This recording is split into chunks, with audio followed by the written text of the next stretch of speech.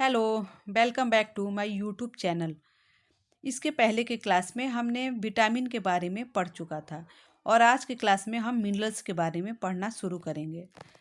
हमारे बॉडी में मिनरल्स की अहम भूमिका होती है। मिनरल्स हमारे बॉडी को ऊर्जा नहीं देता है, लेकिन हमारे बॉडी को कंट्रोल और रेगुलेट करता है। खनिज लवणों का हमारे बॉडी में पाचन नहीं होता है, सिर्फ अवशोषण होता है।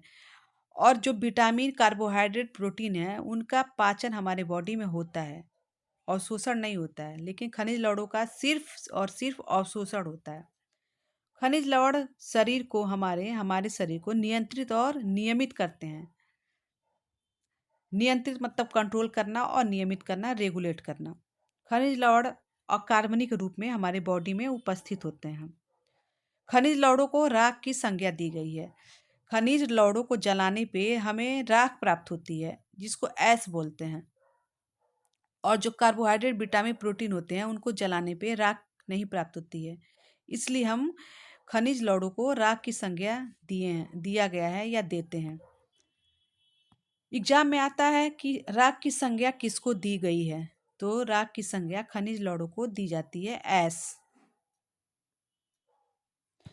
संपूर्ण शरीर का 4% भाग हमारे शरीर में खनिज लवणों का होता है।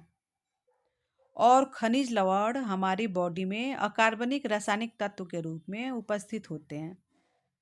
खनिज लवणों की संख्या 24 होती है और इसमें हमारे बॉडी में कुछ मुख्य रूप से होते हैं और कुछ गौण रूप से होते हैं। मुख्य रूप से का मतलब है जो हमारे बॉडी में अधिक मात्रा में उपस्थित होते हैं और जिन्हें हमारे बॉडी के लिए अधिक मात्रा में डेली लेना पड़ता है, हमारी बॉडी को रेगुलेट और कंट्रोल करने के लिए, हमारे बॉडी को सुरक्षित रखने के लिए।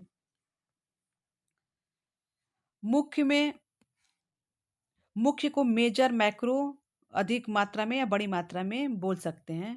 मेजर, मैक्रो में मुख्य 7 खनिज लवण आते हैं: calcium, phosphorus, potassium, sulphur, sodium, magnesium और क्लोरीन।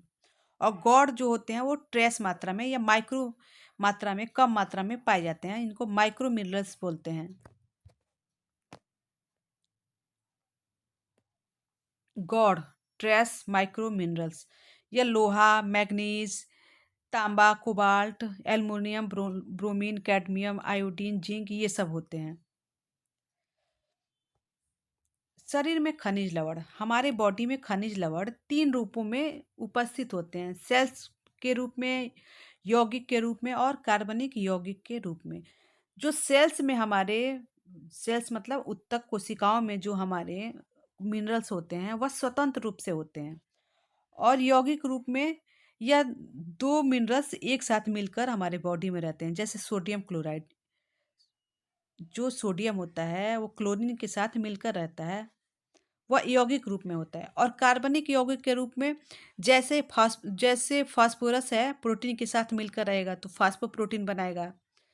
इसमें वसा, कार्बोज, प्रोटीन के साथ मिनरल्स मिलके रहते हैं, इसको कार्बनिक बोलते हैं, कार्बनिक यौगिक। फास्फोप्रोटीन, फास्फोग्लूकोप्रोटीन मतलब कार्बोज, प्रोटीन, विटामिन के साथ मिनरल्स का मिलकर रहना कार्बनिक यौगिक कहलाता है। कार्बन के साथ मिलकर रहना, कार्बनिक और अकार्बनिक दोनों मिलकर रहते हैं।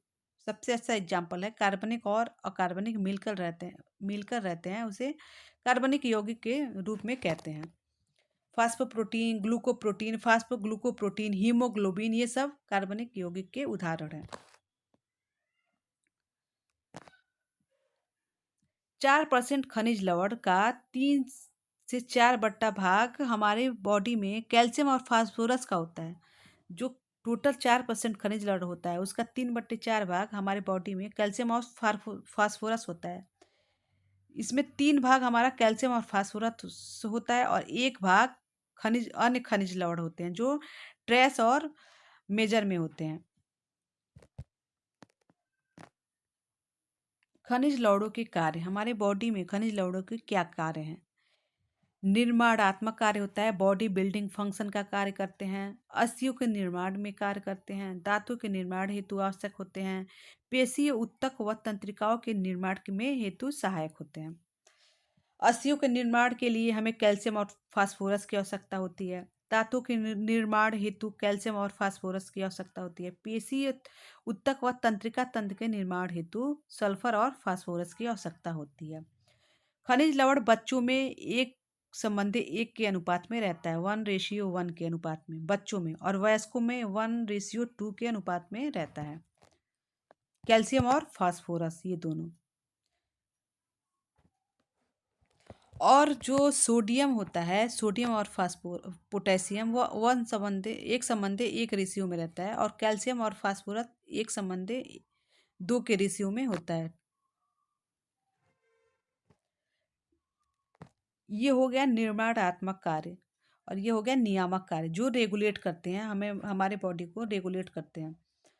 वह होता है अम्ल क्षार का संतुलन, और अम्ल क्षार का संतुलन सोडियम करता है हमारे बॉडी में। हृदय की धड़कन को समान बनाए रखने के लिए हमारे बॉडी में कैल्शियम, फास्फोरस और सोडियम करते हैं, और मेन इसमें जिम्मेदार होता है हृदय की धड़कन को समान बनाए रखने के लिए सोडियम। क्वेश्चन आता है एग्जाम में कि हृदय की धड़कन को समान बनाए रखने के लिए कौन सा खनिज लवण आवश्यक होता है, तो सोडियम होता है। होते तो कैल्शियम फास्फोरस भी हैं, लेकिन मेन सोडियम होता है। नाड़ी की संवेदनशीलता को बनाए रखने के लिए कार्बनिक तत्व हमारे बॉडी में के लिए जिम्मेदार होते हैं। जल संतुलन का नियमन करते हैं। एंजाइम की सक्रियता में भी सहायक होते हैं। तो हमारे बॉडी में जैसे कार्बोहाइड्रेट, प्रोटीन, विटामिन की आवश्यकता होती है, वैसे ही मिनरल्स की भी आवश्यकता होती है हमारे बॉडी को कंट्रोल करने के लिए और स्वस्थ रखने के लिए।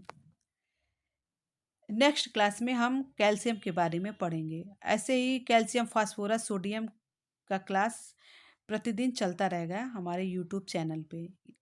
हमारे क्लास से जुड़े रहने के लिए हमें हमारे चैनल को सब्सक्राइब कीजिए, और वीडियो को लाइक, शेयर, कमेंट जरूर कीजिए। Thank you.